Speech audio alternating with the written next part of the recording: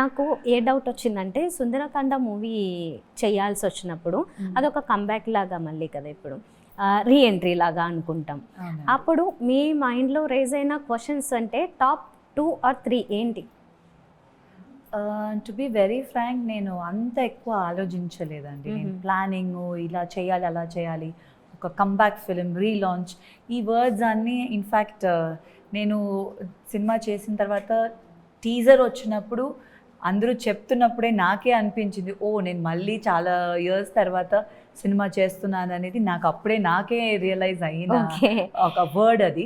But నేను ఒక gap తర్వాత మళ్ళీ నేను సినిమాలు చేస్తున్నప్పుడు ఈ సినిమా వచ్చినప్పుడు ఐ లైక్ ద స్క్రిప్ట్ అండి, చాలా కొత్తగా ఉన్నింది, ఇట్ వాస్ వెరీ డిఫరెంట్.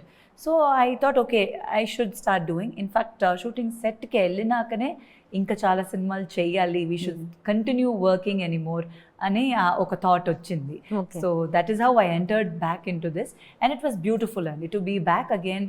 ఒక్కసారి అందరూ అంటారు కదా, మనం ఏ ప్రొఫెషన్లో ఉన్న ఒక గ్యాప్ తర్వాత మళ్ళీ తిరిగి వచ్చినప్పుడు that thing you get the hang of it and you want it more.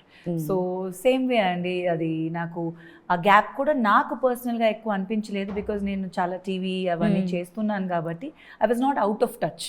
But definitely films is different and television is different and it was really beautiful to be back on that set. ఆ vibe అనేది చాలా చాలా బాగుంది. Okay,